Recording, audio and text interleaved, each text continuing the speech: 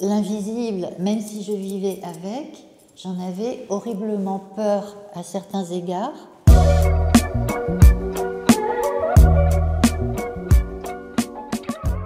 Bonjour. Déjà. Bonjour.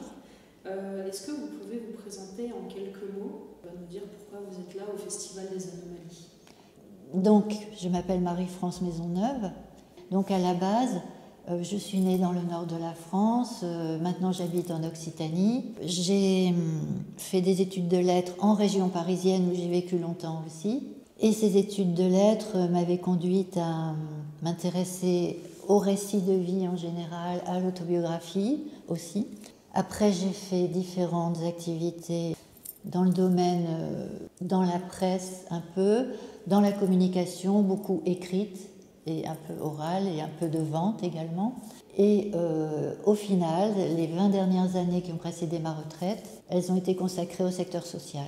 Voilà. Et donc là maintenant, je suis retraitée, fière de l'être, heureuse de l'être, parce que ça m'a permis d'avoir un peu de temps libre pour faire deux choses, notamment qui me tenaient à cœur.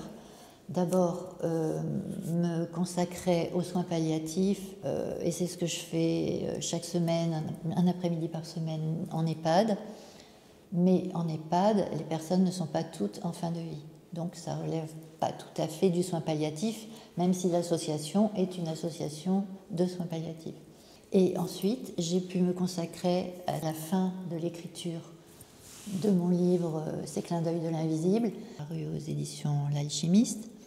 Et ce livre rassemble les récits de nombreuses interactions paranormales qui se sont produites dans ma vie depuis l'adolescence, on va dire, jusqu'au moment où j'ai publié le livre.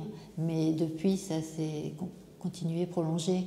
Bon, maintenant, les manifestations, on va dire, elles sont plus soft, mais il y a eu des manifestations pendant les décennies précédentes qui m'ont parfois beaucoup bouleversée et choquée, dans la mesure où je n'y étais pas préparée. Et d'autre part, mon entourage était très réfractaire à ces choses. Pour les gens qui étaient autour de moi, ces choses-là relevaient d'un domaine un peu sulfureux, tabou. J'apparaissais plutôt comme perché ou irrationnel si j'en parlais, alors que en fait, j'avais des activités, soit des études, soit après des activités professionnelles tout à fait rationnelles. Je cherchais un équilibre entre cette obligation pour moi d'être concrète, terre à terre et pragmatique pour vivre ce que j'avais à vivre au niveau matériel, et par ailleurs, ces espèces de clins d'œil, c'est pour ça que j'ai appelé le livre comme ça, comme si régulièrement, quelque chose ou quelqu'un ou l'invisible me disait allez, regarde ailleurs, il n'y a pas que ça, il n'y a pas que la matière, il n'y a pas que l'expérience concrète, il y a d'autres univers qui méritent qu'on s'y intéresse. Pourquoi vous vous intéressez aux anomalies? Alors en fait, un de mes frères, quand j'avais 16 ans à peu près, il était collégien et avec ses copains collégiens, il était dans un pensionnaire, dans un lycée, et il avait fait des expériences de spiritisme avec un verre, pas avec le Ouija, mais avec un verre et des lettres autour du verre. Et un jour, il rentre en vacances chez mes parents, j'étais là, et puis il m'en parle. Et donc, en réalité, je m'y suis intéressée par cette expérience-là. Sauf que je ne recommande pas du tout, moi personnellement, mon point de vue, c'est qu'il ne vaut mieux pas insister trop dans ce domaine-là. Bon, peut-être au niveau expérimental, c'est intéressant parce que toute expérience peut apporter des ouvertures sur quelque chose, quoi. Bon, moi, ce que ça m'a amené, c'est que le spiritisme, il vaut mieux pas que j'y touche, parce que j'ai fait après d'autres expériences avec d'autres gens et ça s'est avéré assez traumatisant. Et ensuite, les personnes avec qui j'étais dans cette expérience déplaisante ont vécu d'autres expériences de spiritisme entre elles et m'ont parlé de situations assez inquiétantes. Donc le spiritisme, j'en parle pas du tout dans le livre, justement, même si quelque part ça a été une porte d'entrée, ça a déclenché un point d'interrogation sur qu'est-ce que c'est, quoi. Parce que je crois que j'ai une curiosité, en fait. Une curiosité pour ces choses-là, et parce que quand j'étais gamine, on vivait chez mes parents avec le souvenir des défunts. Mon père était très âgé, et il parlait régulièrement de tas de gens qui étaient décédés, que moi je ne connaissais pas. Et l'invisible, les défunts qui appartenaient forcément à l'invisible, étaient présents dans notre vie et dans ma vie aussi. On allait assez régulièrement sur la tombe, au moins une fois par an, sur la tombe de ces ancêtres-là, et c'était naturel. Et dans la ville où j'habitais, les personnes âgées mouraient dans les maisons. À l'époque, il y avait, ça remonte quand même à pas mal de décennies, il n'y avait pas encore cette espèce de clivage entre la mort que l'on parque, soit dans les hôpitaux, soit dans les établissements réservés aux vieux, entre guillemets. À l'époque, les personnes qui mouraient, elles mouraient encore souvent dans les maisons, dans les familles. Il n'y avait pas cette espèce de mise à l'écart de la mort. Et donc, je crois que tout naturellement, j'étais dans cet univers-là, je ne vais pas dire comme un poisson dans l'eau, parce qu'il y a des choses qui m'inquiétaient. Pour vous, qu'est-ce que c'est qu'une anomalie ? Une anomalie, pour moi, c'est un clin d'œil, en fait. C'est une attraction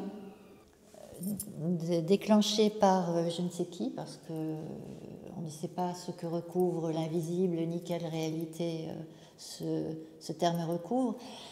Mais ce que je vais expliquer, c'est que c'est comme si un autre univers ouvrait une brèche dans ce qui, dans notre vie, a l'air de tourner de manière, dans nos vies, pas seulement la mienne, mais dans nos existences humaines, comme si un autre univers cherchait des occasions de se manifester pour attirer notre attention et nous faire prendre conscience de quelque chose.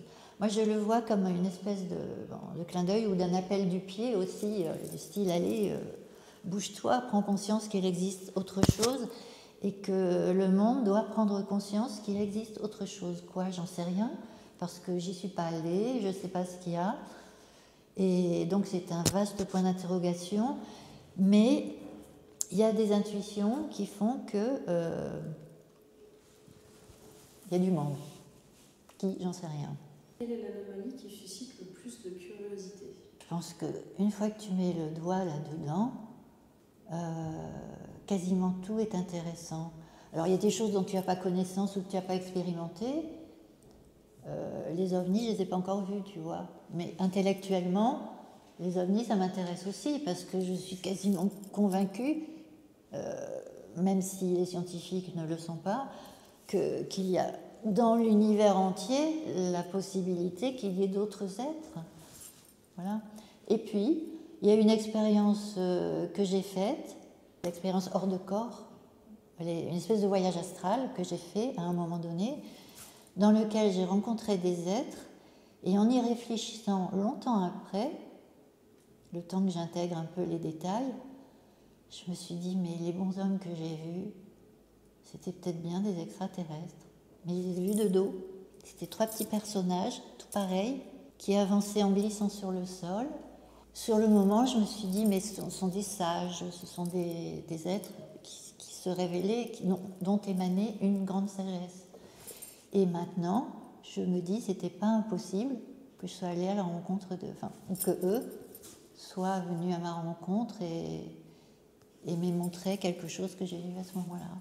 Quel regard portez-vous sur le Festival des Anomalies ? Alors, le Festival des Anomalies, je suis ravie qu'il existe parce que c'est une occasion un peu ludique de provoquer la curiosité des gens qui peut-être n'y auraient pas pensé, d'une part, donc de vulgariser quelque chose qui mérite d'être connu, qu'il est nécessaire de faire connaître.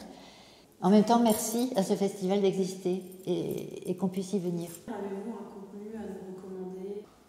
Oui, E.T., le film E.T., c'est mon grand chéri. Et c'est un film qui m'a bouleversée. Et je crois que c'est même mon film préféré depuis que je connais, parmi tous les films que je connais. Bon, je ne suis pas une cinéphile invétérée, mais voilà. Et sinon, je recommande des livres de Renaud Évrard, par exemple, parce qu'il prend le temps. Il essaye en même temps, dans son expression, de se mettre à la portée des personnes qui ne sont pas forcément familières de ces sujets qu'il évoque, lui, avec humour en plus. Moi, j'apprécie beaucoup l'humour qu'il met dans ses ouvrages. Je vous remercie d'être venu. Mais moi, je vous remercie beaucoup.